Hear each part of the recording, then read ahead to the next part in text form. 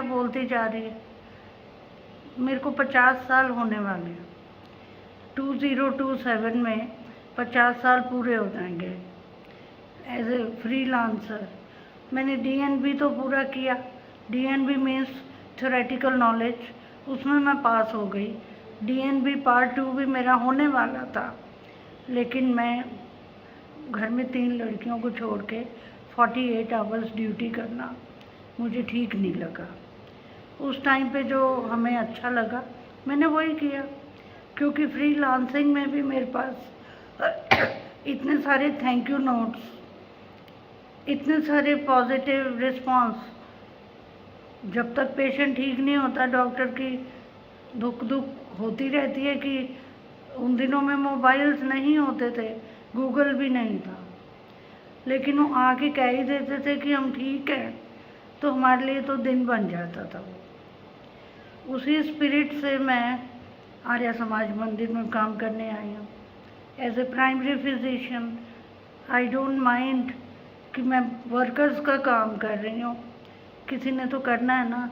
गुरुद्वारा, सनातन धर्म, लाइनें लगी हुई हैं, अगर हम उनका थोड़ा सा भी रश ले लें तो अच्छा है। अब जो आदत पड़ी हुई है कि अपडेटेड रखो नॉलेज अपनी, हमारे टाइम तो अल्ट्रासाउंड भी नहीं थे, सीटी स्कैन, एमआरआई तो कोई सोच भी नहीं सकता था। तो अब उनके बारे अगर वेबिनार्स हम पढ़ लें, देख लें, इंटरैक्ट कर लें डॉक्टर्स के साथ एज 1-to-1, अपनी नॉलेज अपडेटेड रखें, ताकि पेशेंट को कहाँ रेफ़र करना है, ये प्राइमरी हेल्थ फिजिशियन की ड्यूटी बनती है, ताकि पेशेंट हॉस्पिटल में जाके धक्के ना खाए। अभी 2 दिन पहले हमारे प्रोफेसर की डेथ हुई है, उसमें भी डॉक्टर गुलेरिया हमारे टीचर थे, और हर एक न्यूज़पेपर में लिखा है कि use to treat patient as a whole, not organ wise.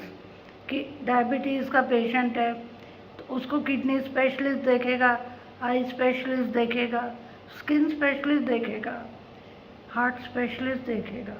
Patient का पूरा दिन लग जाता है और दवाइयों का बंडल लेके वो घर आता है। पेशेंट एज ए होल का क्या मतलब है? एक ही डॉक्टर अगर इलाज करे या हेल्प ले, जैसे मैं लेती हूँ, जो स्पेशलिस्ट हैं, जो नोन टू मी कि वो फ्लीस नहीं करते, एक्सप्लॉइट नहीं करते, चार्जेस उनके रीज़नेबल हैं, मैं वहाँ रेफ़र करती हूँ। हॉस्पिटलाइजेशन की ज़रूरत होती है तो मैं एम्स भेज देती हूँ, सफदरजंग भेजती हूँ। अभी तक मेरी किस्मत अच्छी है, लोग सरकारी हॉस्पिटल से डरते हैं। मैंने जिस को भेजा है उसका काम बिल्कुल ठीक हुआ है। तो अब ये नास्टी वुमेन को मुझे जवाब तो देना नहीं है, इट्स बियॉन्ड मी। तू मैं की बैटल नहीं करनी, बट अगर जो जिसको बोलना है बोले। कहते ना कर्मा स्पीक्स, वो तो इतने सालों से हो ही रहा है। ऊपर वाला हो, बरसाती वाला हो, बिल्डर्स हो, मड स्लिंगिंग, कैरेक्टर असैसिनेशन मेरे लिए कोई नई बात नहीं है।